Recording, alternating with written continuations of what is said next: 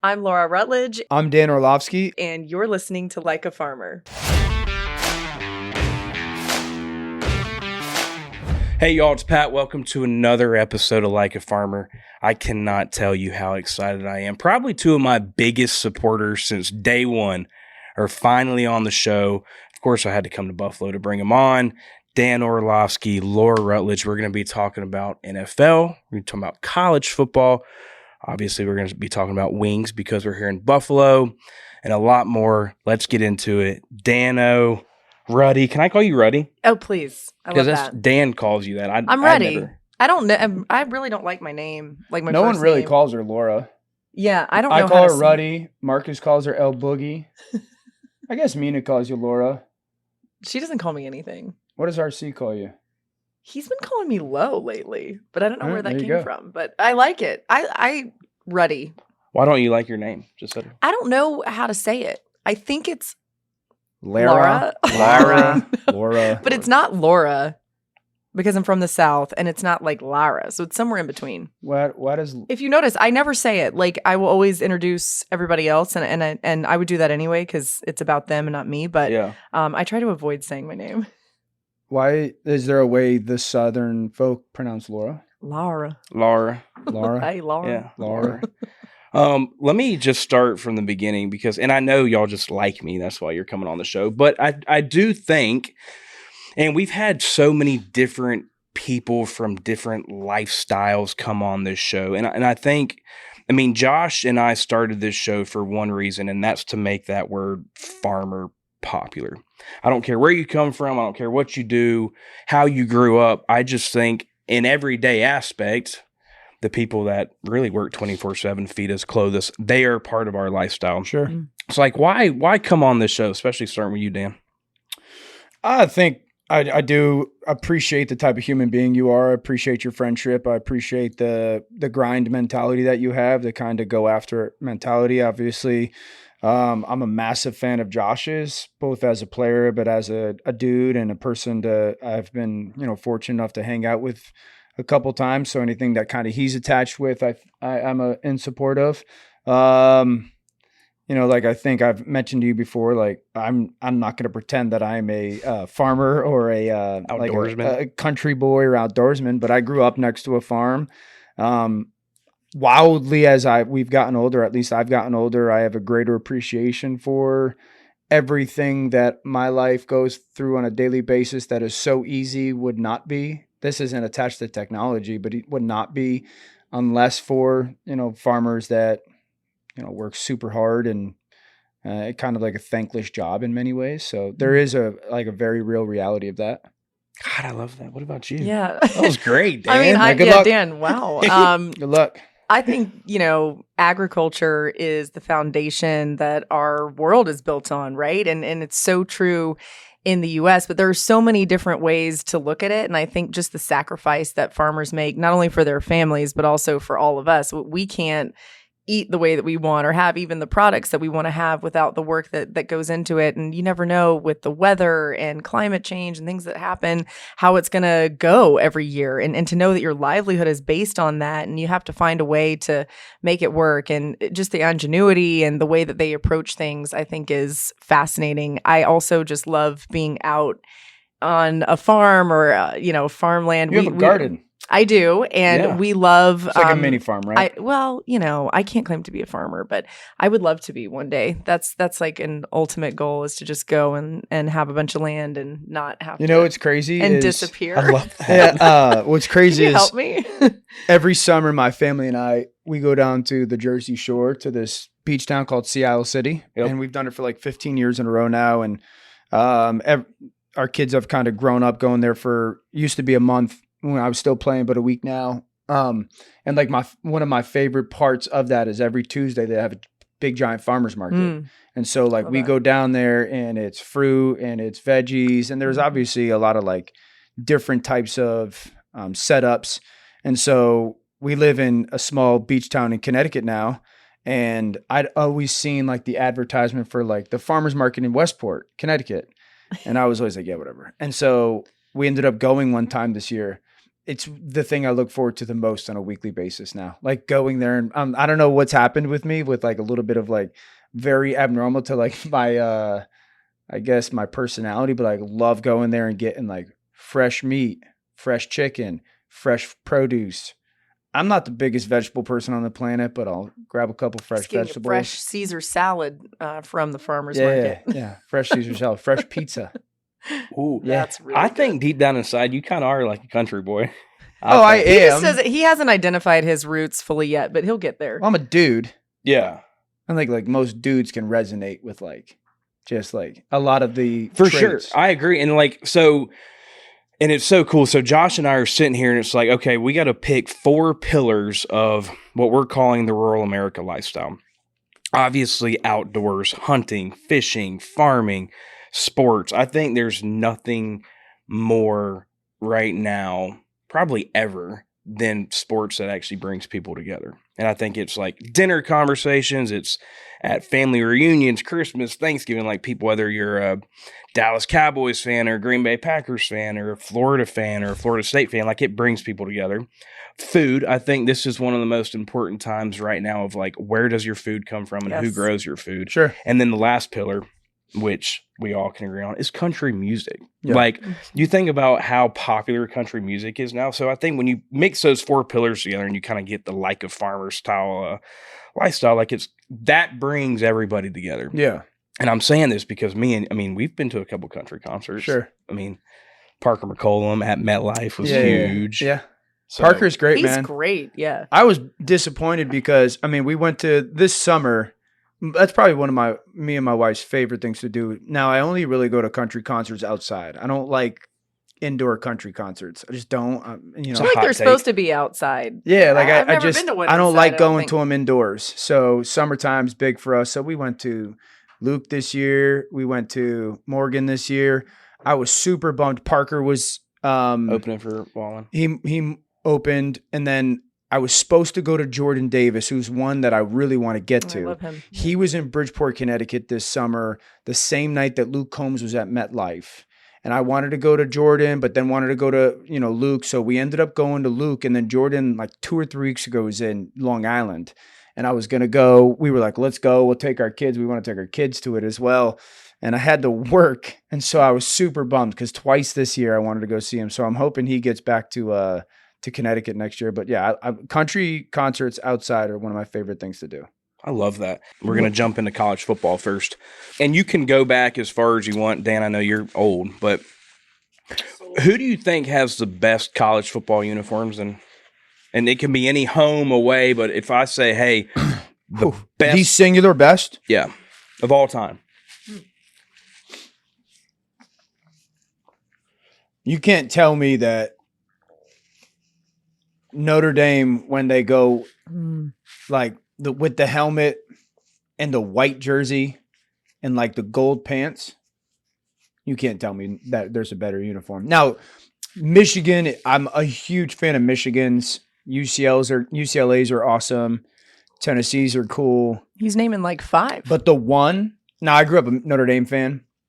So like the one is, and when they sprinkle in a green jersey or a green Ooh. pant, so I'd say Notre Dame. Notre Dame. Who you going? I love Carolina blue. I think Ooh, it's a I good think the one. light blue is so pretty on a football field.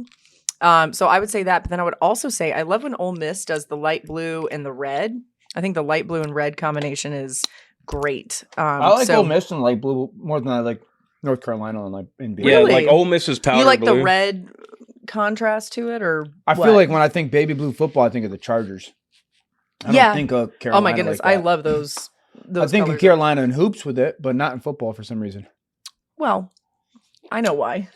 They're more of a basketball school. But yeah, I think I would actually put Ole Miss a little bit ahead of Carolina. But I love that light blue. It does powder blue is That's a good one. so pretty. I'd go Texas. I'd probably go. Texas are sweet. Yeah, the burnt whites? orange with the white, or all white with the burnt All orange. white Texas, is yeah, sick. I don't. Yeah. The burnt orange doesn't like. do it. What For you're him. talking a burnt orange jersey? Yeah, Nah, I go all white. What all do you white. guys? What do you think about because a lot of teams will do this, like just the all black look with whatever their colors are, or I don't like like some it. version of it. I don't either. I don't either, and I want to like it because I think they do it when it's going to be like a big game, and they're like, oh, we're wearing. I don't like it. But, yeah, I'm trying to think of who else.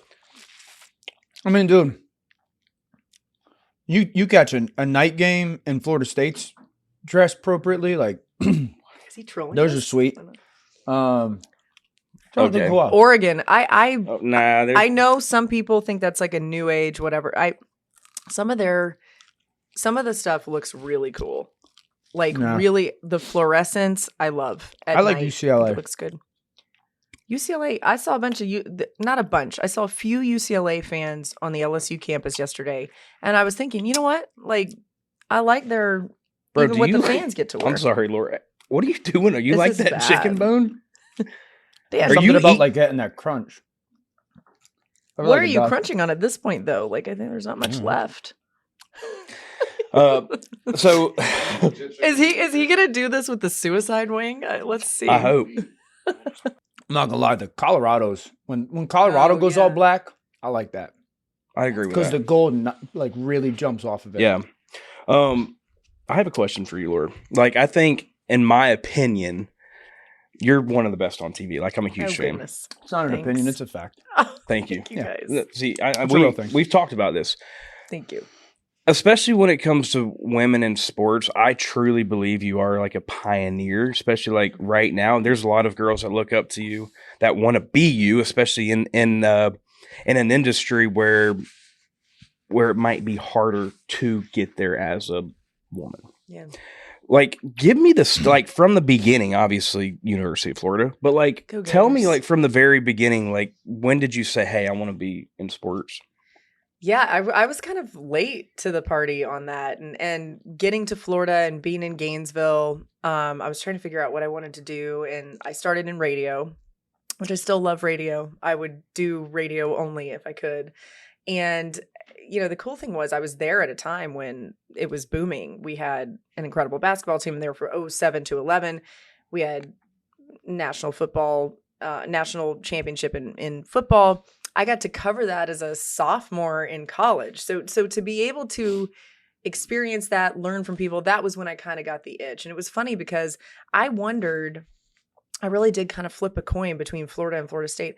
I wondered if I had gone to Florida State, if I would have had a completely different career path. Because it was really the juice of being in Florida and being able to watch this team do what it was doing and the highs and the lows of that particular 08 football team, but then other teams that were winning too. I loved that, and I loved covering that and telling their stories. So that was how I decided that's what I want to do. The other interesting thing about that time was somebody who, I worked with at the radio station said, you're not going to stick out at all unless you have a niche, and you didn't play any sports. So like, what's your niche going to be? I'm like, shoot, I don't know. Like, I need to find one. And I realized that there wasn't really a female presence in college football recruiting. So that's when all those recruiting websites were booming, and, they were looking for the 1 and 2 star Dan Orlovsky types on those sites, and ignoring all the 4 and 5 stars. How many stars? That was 3-star. Yeah. Out of high school? Honestly, Why do you say of he course? probably should have been a higher rated guy. Like, you think what he did in his career. But anyway, so I thought, all right, I'm going to do that. Like, that's going to be my thing. That's going to be my niche. And then I was like, how am I going to do that? So I would basically drive up and down the state of Florida and go to every 7-on-7 camp I could possibly find. They were doing all those Nike camps and things like that. And I think, one of the biggest things, and we all see this in being in this business, is the work that you put in may not always love you back the way that you loved it, but it will at least give you something to keep standing on, right? Like, you're not going to do this unless you just say, I'm going to show up and someone's going to give me a chance. Like, that does not happen in this business. You have to grind for it. You have to work so hard. And I think we're all still doing that, but I am proud of that work that I put in when I was in my, early 20s and trying to figure out what this was going to be. I mean, like I said, you're just a monster right now when it comes to TV.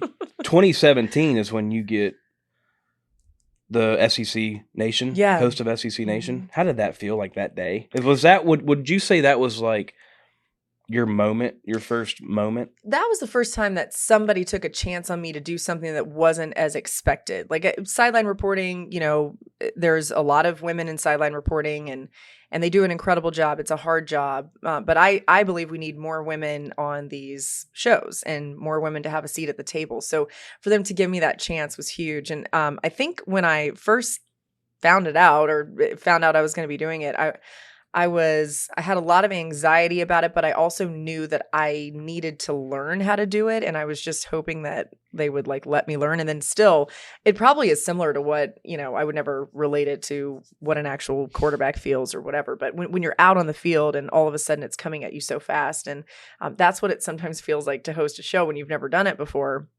So I had a lot of that early on, and I'll never forget, after the first show, one of our bosses called and said, well, that was terrible, and you need to completely redo the way that you're doing this. We need to re-rack the show. It needs to be completely different.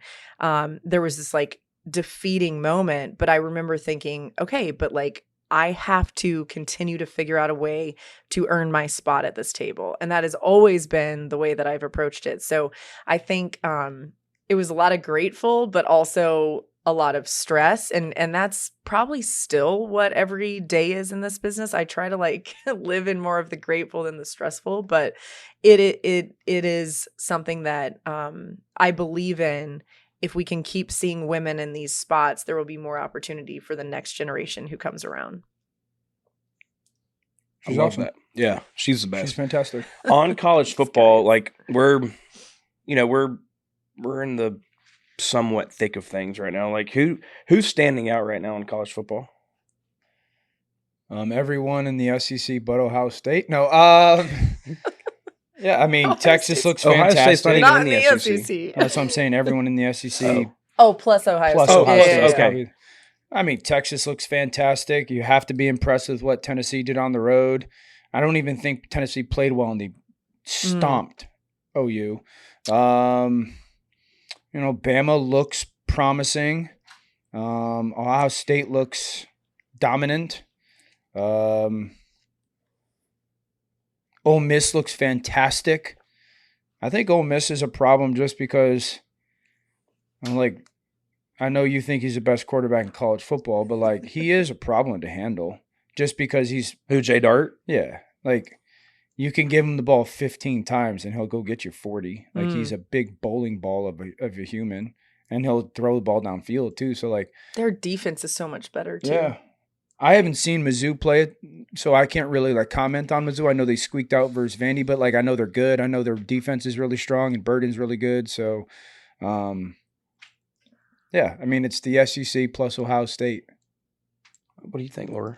So I agree with the teams that you named. I think what's interesting, just bigger picture, is we've seen the transfer portal allow some of these teams that, were kind of a tough team to play, but you're probably going to beat them, to actually make themselves into complete teams. So we've seen Ole Miss do it with the portal. Their defense is a lot better. Tennessee's defense is great. And they've done that, via the portal, and I'm sure NIL, it's all hand in hand. But I think that's kind of a cool, underrated thing to make it to where, Georgia, Alabama, they don't want to play these teams. Yeah. Now, Georgia's interesting though, Dan, because I still think they're going to be right there at the end, right? But we've seen Texas overtake them as the number one team. Georgia's offense is not what it needs to be. And their defense isn't what it was a few years ago, when they were winning championships almost solely based on the defense. They don't have that type of defense. So they need to be a little bit better offensively. Could it be accurate to say that Texas more talented, Ole Miss more talented, Tennessee more talented? It is interesting when you look at Georgia. And that's not been their approach. Because they have developed, they have recruited well, because they're this powerhouse team, and Kirby Smart's done such a good job of replacing guys, but they haven't, to your point, they haven't gone out and gotten, all these guys in the portal because they didn't need to, because they have the positions. But the interesting thing about them is they've had the best team and defense in college football for, let's call it, 4 or 5 years. Who was the guy that went from those teams that has been a dominant pro? Well, the Eagles drafted a bunch of them. Right, and none of them have become dominant yet. Jalen Carter's had moments. That's why I'm No, that's a good point. It's interesting that like the way that Kirby sets it up, Mm-hmm. it is very the sum of our parts is greater than the individual type of thing. So that's why it's still a fantastic football team and still very good and still talented. But like, which one of those guys has gone to the league and his talent is so high that he's become a guy in the NFL? Like, we haven't seen it out of all those cats that have been drafted. And you make the case that even Brock is the one that like you sit there and go, all right, and Ladd hasn't done a ton right now, but that offense for the Chargers is a little bit run centric, but you could sit there and make the case individual talent wise or individual piece wise, Tennessee's probably more talented than Georgia. Bama, probably more talented than Georgia. Texas, probably more talented than Georgia. No, that's a good point. Hey, y'all, it's Pat, and I'm back to talk to you today about this episode's presenting sponsor, AgAmerica, some of my favorite people. AgAmerica is your go-to financial partner for all things agriculture. As the largest independent financial firm dedicated to rural America, AgAmerica is changing the game of ag lending and leveling up financing options for farmers, ranchers, and landowners across the nation. I'm going to let you in on a secret, too. The thing that sets this company apart from the rest are the people.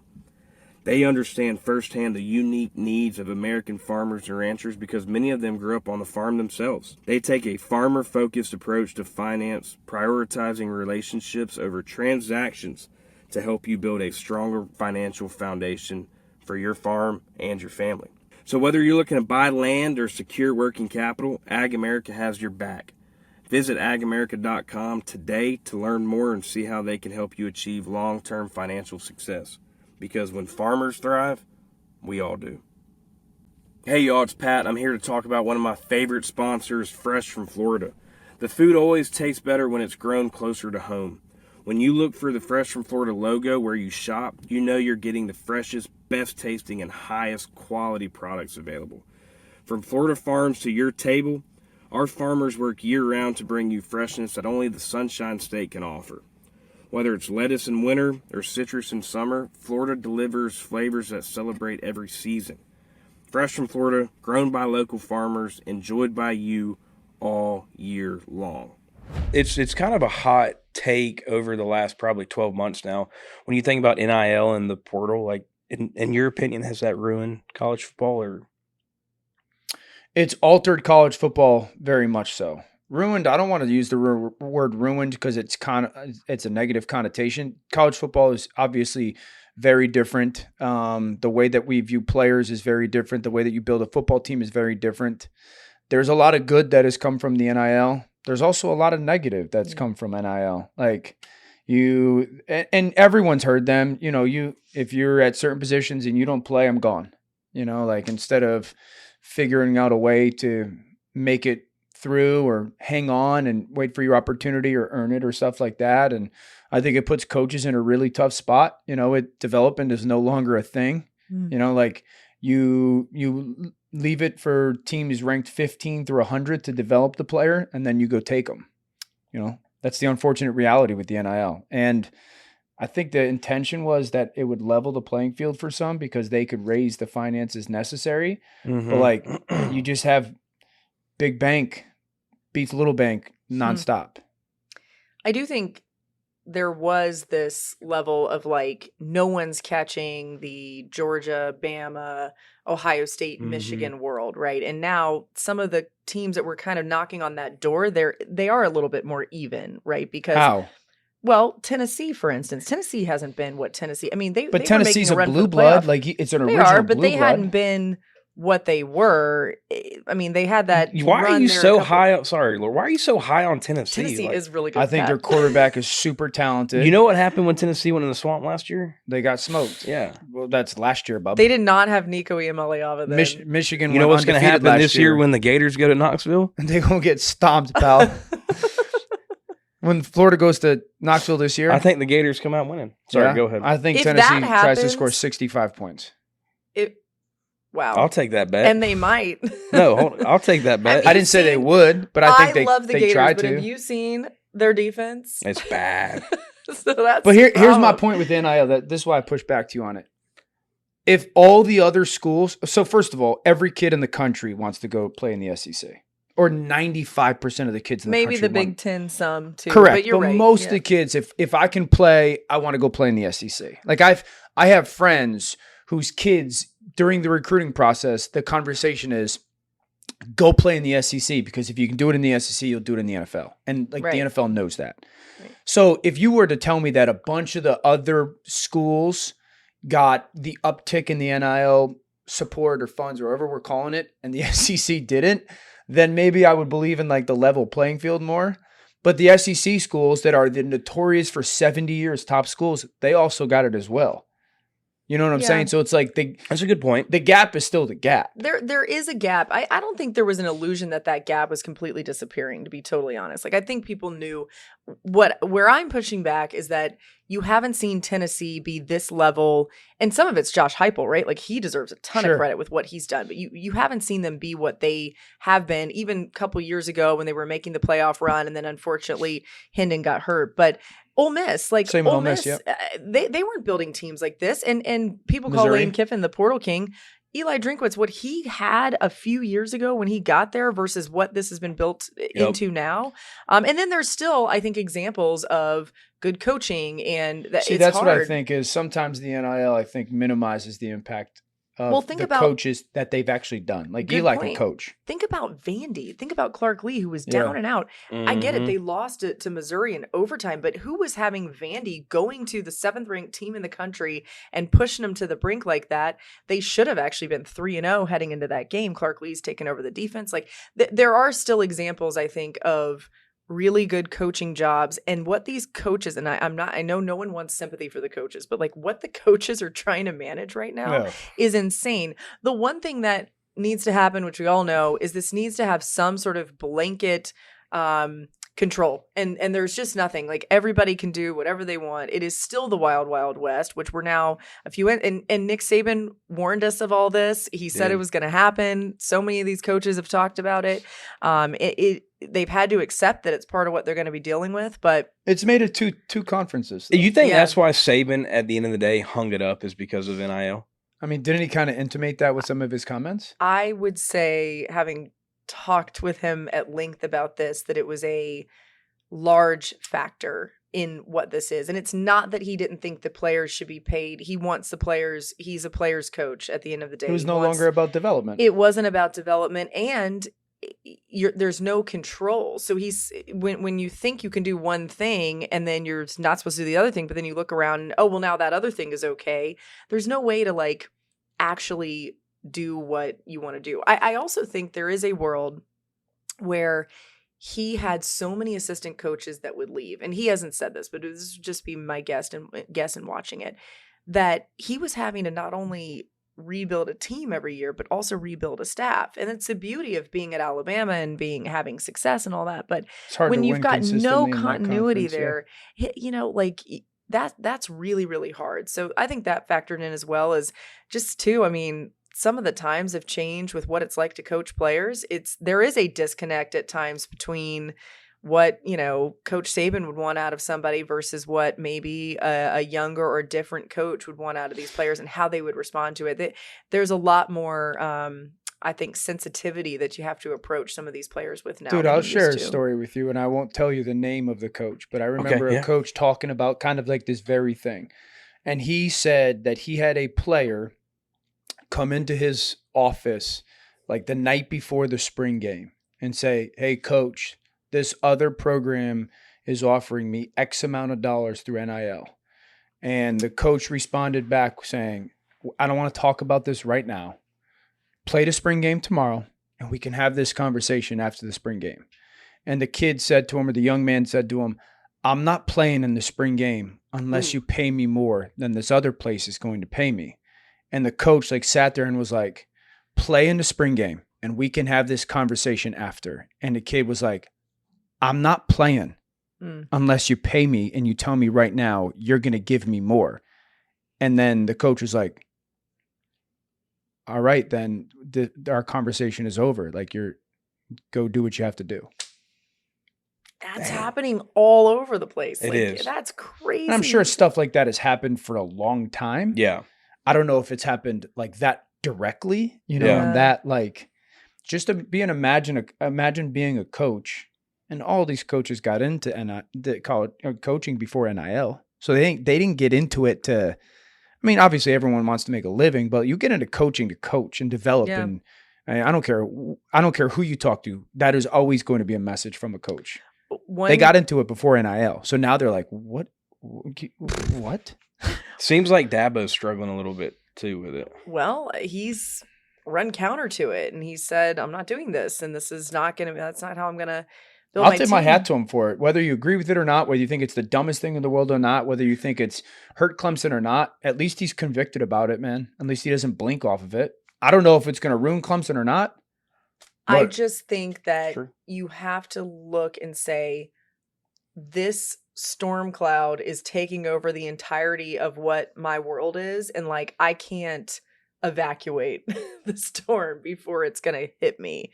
And I think he could actually end up being in a situation where he's not benefiting the other players who would be on the team. Like if you're Clemson, you don't need an entire team made out of NIL transfer portal players. Like you don't. I mean, they have. I mean, I don't there are a know. lot of Like people I don't know. there are a lot of kids that still want to go to Clemson. I think. Sure. Oh yeah. He's still getting recruiting classes. You just don't know.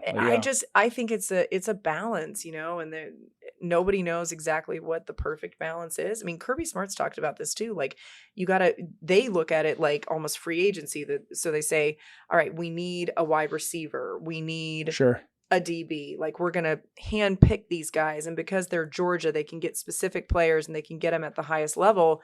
But he's like, I'm hoping that the person comes in and like fits our culture. I don't know. They may not be a fit for our culture. And that's the whole other side of it too. But that's also an elite college football problem to have. Like there's all these other teams that are like, give me anybody, and trying to make it rear work. its ugly head at some point with the quarterbacks. I agree. At some point, some place is going to go buy a quarterback with expectations and pay him a good bunch of money. We're probably seeing a little bit this year I think to get a good QB right now, like the QB market in college football, it's like $1 million, $1.5 million right now. Oh yeah. Well, I mean, you think it's that's more? For like an okay quarterback. Yeah. Oh yeah.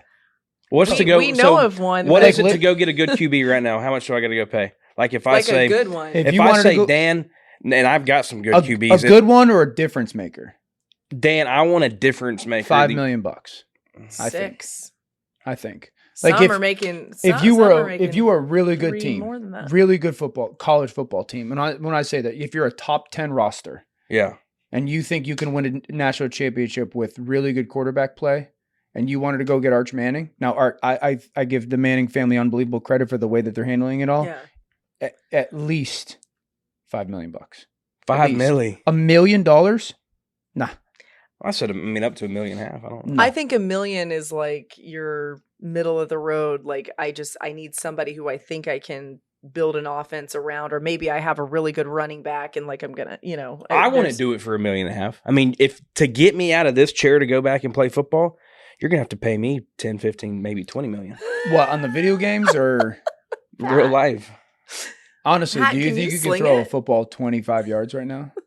I think I probably can sling that thing about 50 to 60 yards. I will bet you. What are you going to bet me? Everything. This is going to need to happen. 50 to 60 yards in college football? Dan can still sling it. I don't even know. Google me. Google me. He said Google me. I'm gonna. No, we don't need to Google because you're Pat Spinoza throwing a ball. We're going to go out on the street right now. If anyone has a football, we're going to just sling it. And I'm literally going to Pat Spinoza throw. I wonder what. I don't know what's going to come up either. Absolutely nothing. Listen up, Bills Mafia. Boomerang challenge. Yeah, I got nothing. Dan, how far could you throw it? Like if you really... Our college football right now? Yeah. I'm at my guess is like 40 or 50 yards. Yeah. Dan... Well, we'll make that happen, though. I bet you I can toss the ball further than you. Are you hurting something doing it, or are you feeling okay I'm feeling good. You're going to be in a sling the next day and no shot. Okay, before we get into NFL, I want to play a game. I play a game on this show, okay? This game is sponsored by Wingnutz. And it's called the Group Challenge. Okay. And I've asked y'all a couple of these questions before, especially at the draft. So we'll see. I'm throwing you a couple layups. I'm going to start with you, Dan. Laura was Miss Florida. Yeah. What year and what was her talent I've competition? answered this, and I actually think I was accurate with it. What year? So, 2007. Wow. How old do you think I am? 2011. That's closer. And what was her? It's not 2011. Talent? It's 2012. And what was her talent competition? Talent? Yeah, like you have to do a talent competition. Yeah. The Worm. Dan. Actual Dan. talent? I would imagine something to do with like pageantry. So It was ballet. ballet. Oh yeah, she was a professional dancer. Yeah. Okay, so lost that one. Hey, Dan Orlovsky. Cool. What round was he drafted and by what team? Oh, shoot. Well, he was First. drafted by the Lions, and I'm going to say 4th round. One more shot. And if you don't get this, you have to take a suicide wing. Oh, no. Wait. 3rd round. Suicide. No. Thank you for thinking that I was better. It was 5th round. Fifth round, yeah. pick I was 145. trying to give him more credit. Yeah. Fifth round, Yeah. pick 145. Wow. Laura Dan. went to what university and what sorority was she in at that university? Ooh, he's not going to get the. She went to Florida. What Florida. sorority? Yeah. Kappa? No. Beta? No. He's just going to name Zeta? Greek letters. Yes. Zeta. Oh, good job, Dan. Yeah, Is So- it just one thing, Zeta? Well, it's Yeah. Zeta Tau Alpha, but Yeah. good job. Yeah. All right. Dan I can't I Orlovsky. feel like I'm that. 2 for 2. Dan No, you missed No. the first one. One Yeah. for 2. I'm in the Hall of Fame. Dan Orlovsky in his Okay. senior year at UConn, he went head to head with this guy who was actually a Heisman candidate and a first round pick Oh, shoot. from NC State. Junior Who year. is that guy? Junior year. Junior year? Yeah. Okay. Great game. Yeah, it was a great game. Great game. Almost won. Philip Rivers? P. Riv. Wow. T.A. Let's McClendon? freaking Go. T.M. McClendon, Jericho Kochery. Can I tell you a story about that game? Absolutely. You So can we're tell at me a story. UConn. I'm a junior, but we got good. North Carolina State was like top 5, 6 in the country. So we go down there. I think this was right after or recently after they beat Florida State actually that year, a couple weeks before we played them. We go down there and like I'm telling you, we were a good football team. But we could play. And so we're in a game. One of my boys, this dude named Alfred Fincher, who played linebacker for us, has the game of his life. Like he was playing the game because Philip would do so much at the line of scrimmage and he was a smart backer. So like he would be calling out their plays. He had P. Riv greased, dude. And so we're down 14 in the fourth quarter with like 8 minutes to go. And I get to the sideline, we get the ball, and I go to our coordinator. I'm like, hey, they're doing this. Let's do this. Score. We get the ball back with like 5 or 6 minutes left. And I literally go into the ground and I draw up I'm like, hey, the safety's doing this, blah, blah, blah, this and that. We score. Throw a touchdown pass to O'Neal Wilson, dude from Canada. So it's a 14-point game in the fourth. We tie it with like 3 minutes to go. They go 3 and out. We get the ball back, I want to say, with like a $130 at like our own 20-yard line. And I think our coach is just going to go into overtime because our kicker was a little bit like a young kid. I don't think we had any timeouts. And he was like, let's go win the ball game. So I was like, sweet, let's go win the ball game. First play, I throw a bang 8 to this dude named J.C. Williams, which is like a backside post for like 25 yards. And I'm like, holy fudge, dude, we're going to do it. So we call the play, and I think that I'm getting a blitz off of the front side of the field. So I changed the play, I changed the protection, and I'm throwing like a backside wrap in. And I go 1, 2, 3, and I throw a pick to a dropping defense. Totally guessed wrong. This is probably with like 40 seconds on the clock, 30 seconds on the clock. I guess wrong. Might have been less than that. I guess wrong. He picks it off. Not only does he pick it off, but he house calls it. So I just remember chasing after him, diving, not even remotely close to actually getting him. Somebody find this footage, please. Yeah. Freddie Freddie Autry Lindsay was his name. Diving and like hitting the ground. I honestly believe it was within seconds of the game ending, and looking up and just seeing the fans go crazy. That's how we lost that game. I have heartbreak for that game right now. I don't remember that Yeah, game. we but just the way locked in. You kind of t- just put us in there. Oh Yeah. my goodness. Yeah. When I tell you, I'm not Dan, you were exaggerating like the so timing of it. close. Like it might have ended the game. It might have quite literally been the last play of the game. Pick 6. And imagine UConn on the road versus like number 6 North Carolina State. The other detail that I thought was really notable there is that Dan was like drawing plays on the ground, like the mind of Orlovsky that now we see on television that's become a phenomenon. It was like it was there. I remember the field safety. I was like, if we do this to the field safety, we could throw a post behind him. It's unbelievable how good, and I hate saying this in front of him. So I said it at the CAA outing the other day. And obviously CAA like represents a lot of people, and it got brought up, we just got done playing golf, had a couple cocktails. Thanks for and I was like, there is nobody on TV right now that's better than Dan Orlovsky. I'm like yelling, and everybody's like, yeah, quiet down, man. No, they know that. No, they know that. They know that about you. No, you're great. You really are. Love playing that game. Thank you, Wingnutz. We're going to get in the NFL. Question for you, though. You played for 12 years, like, for 3 or 4 teams? I think 4 teams, 5 different, maybe 5 teams, 4 different organizations. Because I doubled down in Detroit. Was there like, when it comes, I mean, you were backup, a few of them. Like, was there anybody that you were looking up to as a QB or that taught you a lot? Like, who was your kind of mentor in the league, no matter what team it was, but that you kind of latched on to? Football-wise or human-wise? Football-wise. Football-wise. Like early on, football-wise, it was, the head coach at Bowling Green now is a dude named Scott Leffler.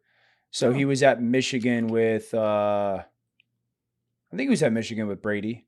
But he was really good. I had him relatively young. He was really good at like teaching some of the mechanical stuff that I had to grow in to like continue to hope to have a job. And then after that, Gary Kubiak, he was the best coach that I could have ever asked for. He was so smart with how to look at the game, how he taught the game, how he taught the position, how he forced the quarterbacks to prepare for the position. I think that was a massive, massive, massive thing for me as a player, and really now in my job at ESPN, like just how to prepare to play every single game, and the way that you studied football and studied tape and studied defense. That was the NFL for me. I think being around Sean McVay and just the way that Sean looked at film and thought about football, that was big time when it came to that like mentorship.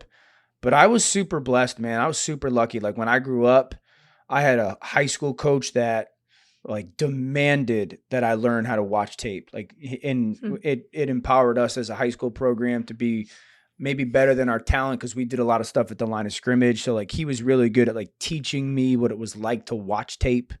And then in college too, I've always told people this, like at UConn, we were always going to, as we were trying to become a better program, play teams that were more talented than us.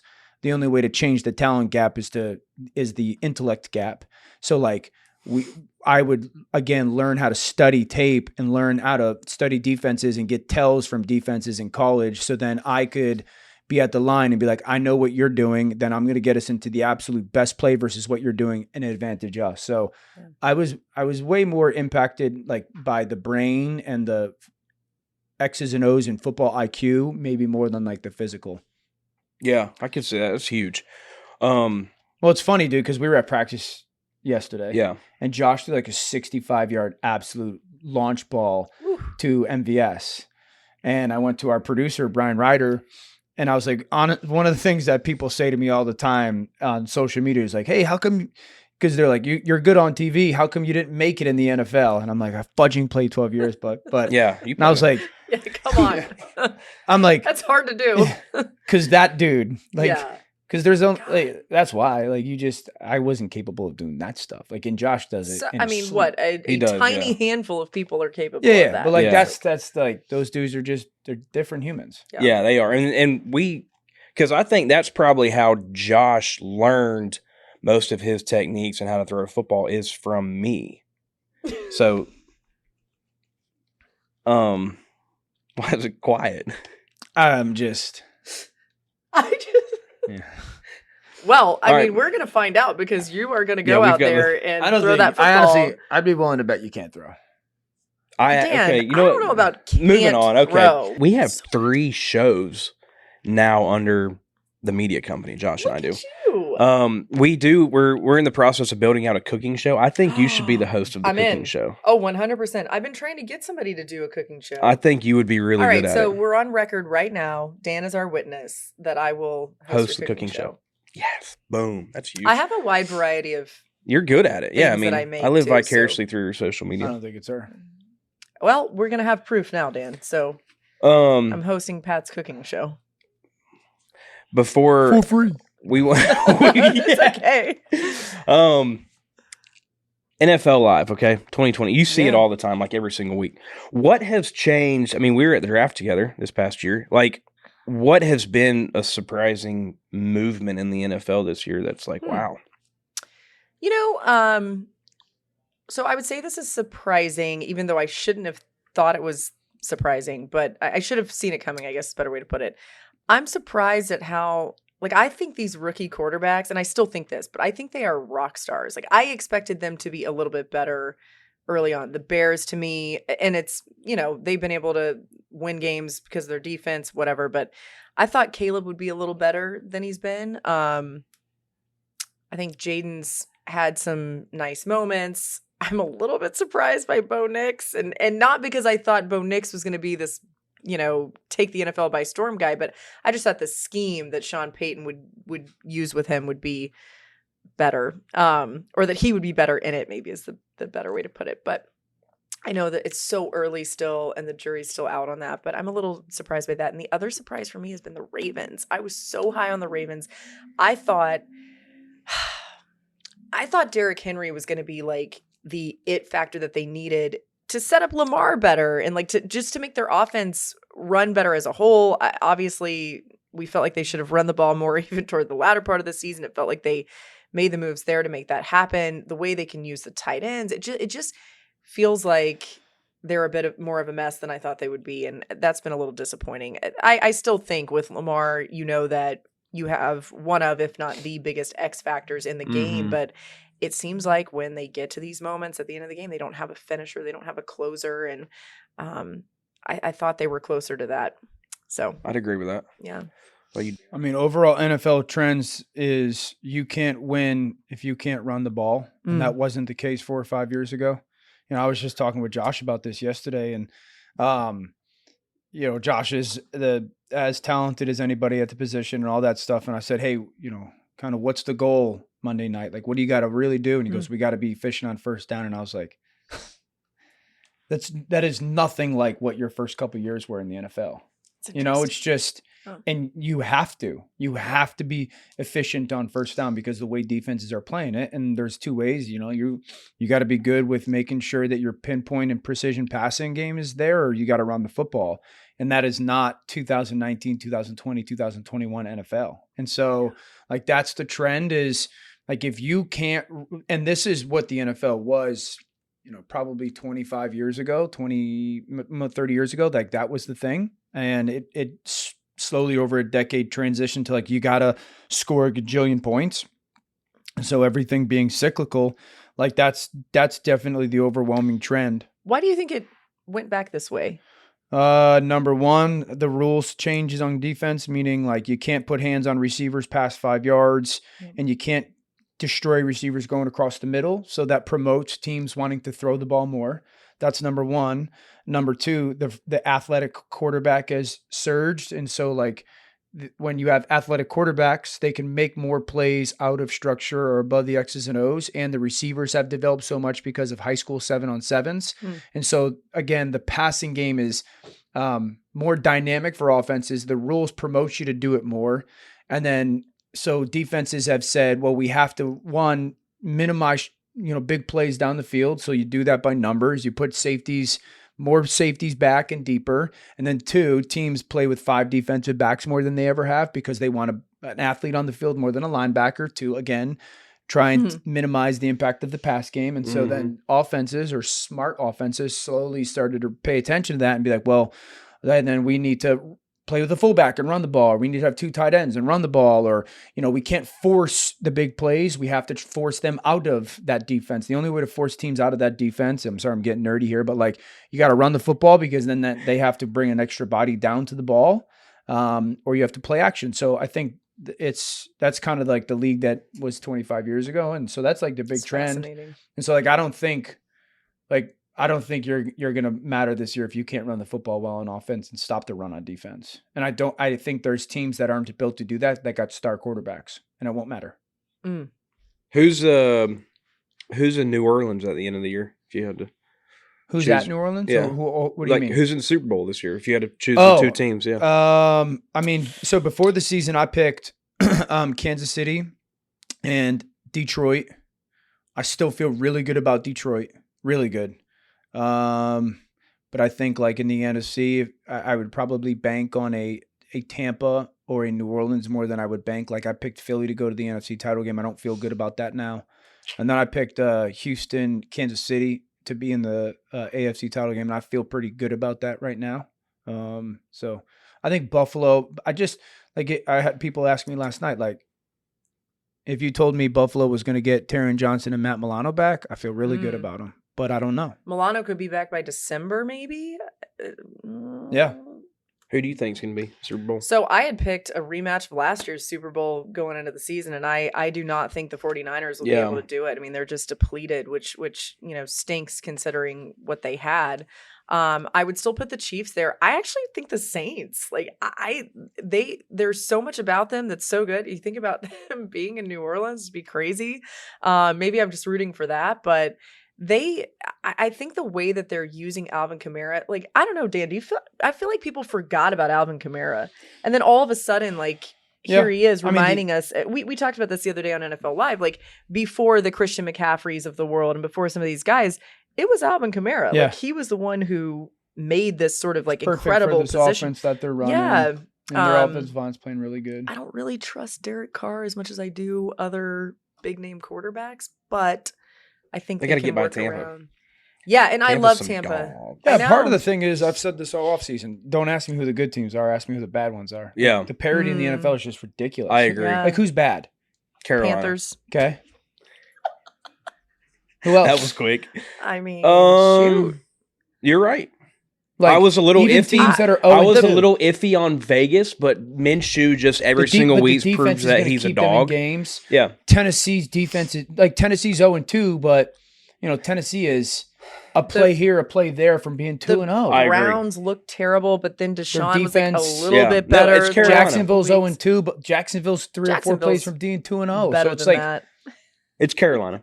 That's the only bad team in the NFL maybe, right now. yeah, That's maybe. that is freaking cool though. I mean, not for Carolina fans, but just for us that get to cover Yeah, this dude, league. the league is just It so is deep. strong. Yeah. So deep. It is. What Who do you have in the Super Bowl? Oh, I would probably say Buffalo and Tampa. My dude. No. I would what a dork. I'm gonna say on the NFC, I feel really good about Tampa, and that's not me being biased. Tampa or the Saints. I'm kind of gonna sneak in, which is gonna sound bad, but I just at some point they have to get there. I do like Dallas. I do. Like I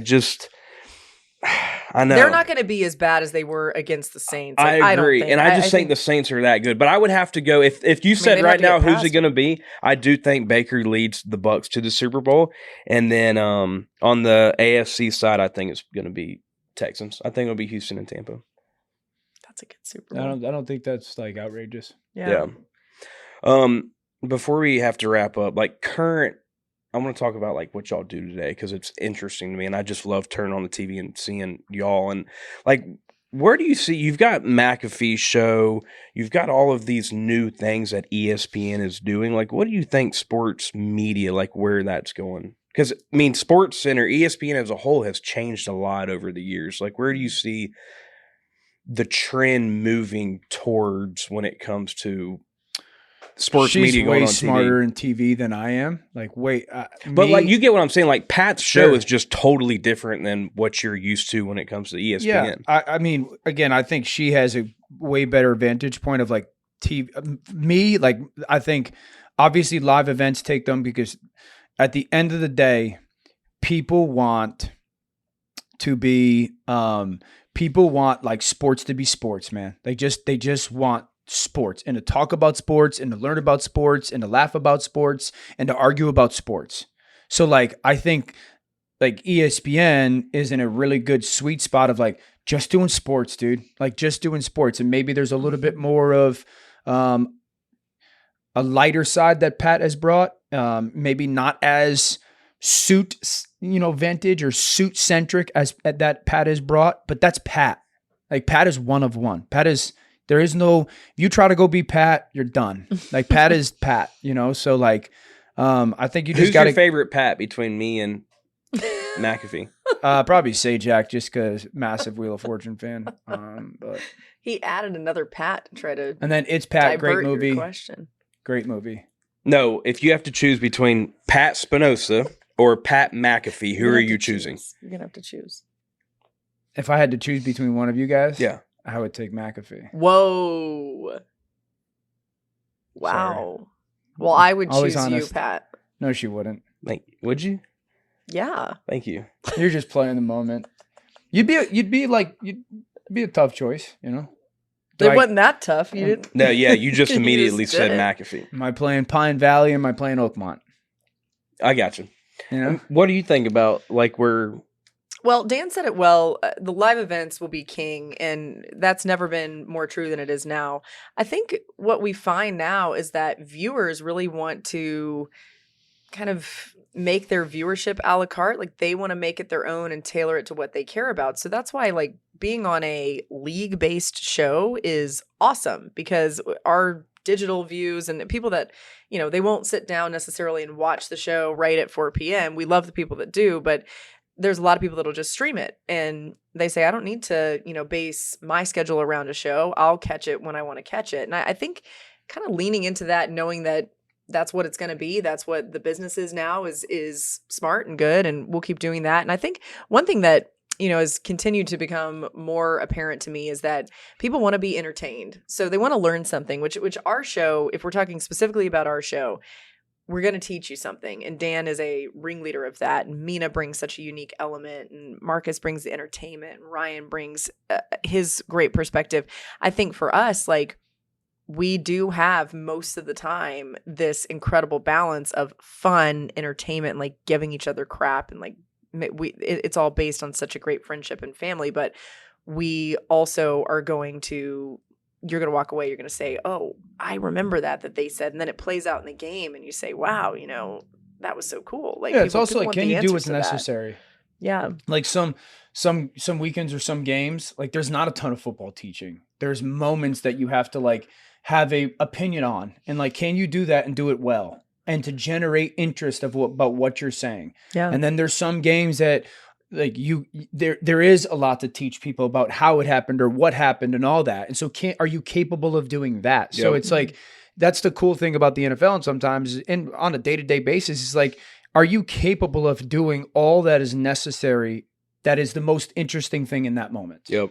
One thing too, like about just broadcasters in general, like Pat obviously is his own brand of broadcasting. And then you see, a Nick Saban who makes the transition into this, but that's his own thing. Like what Dan does, he's doing every single day of this, right? And he's watching every single ounce of film that's possibly available and then going on these morning shows. And that's one different gear that he has. Then he shifts into a whole other gear for NFL Live. And then also prepping the games, to do, and like doing it all so well and seamlessly. I think there are very few broadcasters who can actually do that. And I think that you'll see them elevated and doing more over time. Like the day and age, especially at ESPN, of somebody saying, yep, I'm just going to do this one thing and that's it. That's gone. And it's a credit to, I think, the business of our company. Like, why would you do that? If you've got people who are excelling at all of these different things and doing them well all together, that's what we're going to continue to promote, and that's what we should promote. So what he has to do is incredibly difficult. Oh, you turn on the TV and Dan's on this show, then that show, and then this show, and then That's Pat, a he's lot. on Pat's show. Right. Like, it's unbelievable. And on Pat's show, they call him, and he's like, oh yeah, on he's the toilet or farting. whatever he's doing. He's farting. Does that really happen? Hey, by the way, wait, we're back where he farted in the open of the show. His very first. He may not even know that. Do you know about this whole story? The last time we were, you don't know this? No. We were best friends, man. This is why I chose McAfee. You just chose McAfee over me. You've never seen this when he came on the air? I'll keep it short. I did. Like, you talking about when you were here for Monday night against the Titans, and I went, oh, no. Okay, no, go for it. So, all right. Again, we're here for Monday Night Football. A lot of times when you're doing like live TV, there's stuff where you will like tape or prepare, like do a dummy practice of it. So some they segments, rehearse the open. right? So some segments you will tape. That's not often, or you'll practice stuff. So this was my first time doing Monday Night Football. It was first time doing anything with the crew that it was at the moment, producer, all that stuff. And we had practiced the open 35 minutes before kickoff, right? Like, hey, let's rehearse. And you're in the moment. That place is freaking electric in those situations. So like your juices are going. I was nervous as the day is long. And I feel like we're close to kickoff, but like, I don't know, because I'm just lost in the moment. And in my ear, I hear the producer say 30 seconds to tape. So I'm thinking in 30 seconds, we're taping something. He means 30 seconds till tape comes onto the program, like a tape. And it was the big like image and graphic Monday and all that Night stuff. Football, like the jazzed so up that piece. comes on, and I think we're taping, and Steve Levy, I think, kicks it to me or Lewis, and I start talking, and I stumble within 3 or 4 seconds, and thinking we're taping, not a big deal. We'll just run it back. I go because I'm like, oh, Josh, yeah, blah, blah, blah, blah, blah. And Levy looks at me and goes, and my producer goes, "You're live, keep going." And I was like, blah, blah, blah, blah. And so, I immediately knew like, oh my gosh, this is going to be a thing. And I peeked down at my phone within like a minute, and it's just the internet is having a field day on it. So, I mean, okay. Just quick from my perspective. So like, I knew Dan was a little nervous, like probably sent him a text before the game. Like, hey, you've got this. You're going to be great. Blah, blah, blah. Like all good. This happens. I will never forget in my ear, like the stadium's crazy. I'm down on the field. We're live. Like, it's unreal. We had done this poot. Yeah. And I'm like, oh my God, Dan, like what? This is 100% honesty. I have never been more nervous in my life than when I had to go on camera after that, because I was less nervous break. after it. Yeah. They go to break, and then it comes you can back only to go me. up from there. And I am like I was like sick to my stomach. I'm like, I feel so bad because like I knew how much it meant to him, how hard he had worked. And I'm like, oh my God. It's like running. I thought I was going to screw. I mean, it was, well, then there was a big debate, like what was worse, doing the fart on Monday Night Football or back of the end zone? Like, I don't know. Do we know what was worse? Yeah, we need to ask, what's worse, farting on live air or running out of the back of the end zone, Dan? Well, I don't know. Got to choose one. What would you rather do? I would probably rather fart on live air. Yeah, than run out of the back of the end zone. Yeah. That's a good answer. No, I was not doing good when I had to come back out. I'm thinking this is all going down the tubes. So before we wrap up, I live, like I said, I mean, Laura on social media is unbelievable. I'm not worried about her. Like when it comes to being outdoors, I think her. Oh, I'm very outdoors. Like I married a country boy through and through. She married a country boy. Like she's outdoors. You wonderful. Had just recently caught your first fish, so I feel like I hate fishing. You're finally starting to get into the outdoors. Like, do you see yourself maybe becoming a country boy, or? I feel like in many areas of my life, I am. I don't ever anticipate that I'll be like a hunter. Yeah. I've never been hunting. I will. If it like someone throws the invite my way. We can take you hunting. I want it to be like good and cool. I don't want to do it like Marcus goes hunting all the time with his kids, and I'm like, bro, you sit there for 6 hours, like I feel like my ADD, and I got to do something. That's kind of the reason why I hate fishing. Like, cause I'm like, hey, if you come fish with us, Josh will catch like within the first 5 minutes and he'll get one hooked for you. And then, no. And then he'll hand it over and you can reel that sucker in. But then like, but he'll catch it. He go. That's like such a like little tap on. He go, buddy. Yeah, but then like, what is cool about that, or what is fun about that? I'll take you hunting. We'll go hunting. And I haven't again the experience, and this comes off the wrong way, and it's not meant to, but I'm saying it because I'm just I don't even. Isn't it luck a lot of times, dude? Like you launch something into the water. You gotta have the right lures. You gotta have the okay, right. but that has spots, nothing to do with you. GPS. That has nothing to do with you. No, there's some technique involved. To having the right lure, that's someone educating you on like use this lure. You gotta cast that puppy out. Again, most humans can do this. Right? You got weight on it, so the weight is Look at carrying Dan's it. over here dogging on I know. fishermen. Come on now. Again, I know fishermen are gonna like be upset about that. That's not the intention Anglers, of it. we should say. Anglers. Anglers. Well, But yeah, you know what? There is some luck involved. I mean, lately, like Reese we live on water. Love Reese, but oh my Reese is gosh. the like, how do you do something for Reese 5 will hours call and not out have some form where of he should success on it? cast, and it has like a 95% success rate. Like she's like over there. I love that. Guessing, Laura. She's Just like every week, she guess. guesses who wins. And she's right. Yeah. It's crazy. Anyway, all Hey. right. Well, Dan, I think this for the next Like a Farmer podcast, you take Dan. Oh, we're gonna do a vlog, a little hunting vlog. I think you should I'll go as long hunting. as Yeah. it's like I think worthy bow of. I don't want to hunting go for just him. like I want to go and actually do something. but but I'm not trying to. Duck hunting, duck hunting he'd like because you're Duck moving hunting around. doesn't like that doesn't grab me though. Like I Get want to down in kill a something blind. that Something gets big. like the Oh, blood pumping yeah. for me a little bit. Lord. But I don't want to be necessarily somewhere where I'm like, this could go bad. You know, Yeah. like I feel you. I don't want to risk. I don't want to increase the chances of like dying. Yeah. We could sit here and talk for hours. I don't want ESPN to get mad at me. Yeah, we have a we camera gotta meeting. go. Thank y'all. Seriously. I Thank think you. very highly of both of y'all. I think first and foremost, I mean, you're the best mom. Oh my goodness. Thank You're you. one of the best dads. And like Thanks, man. for y'all to be supporters of me since day one really means a lot. I really appreciate y'all coming You're a on. good dude, man. Thank Love you. y'all. Love always it. always good to be on with you. You Good can't dude. get rid of us. Oh, I'm pumped. You have a new show because I have a of new her. show. We're going to do a hunting vlog. Can't wait. Hey, thanks for tuning in for another episode of Like a Farmer. Dan Orlovsky, Laura Rutledge. As always, continue to like, comment, subscribe, share, do whatever you got to do to be like a farmer.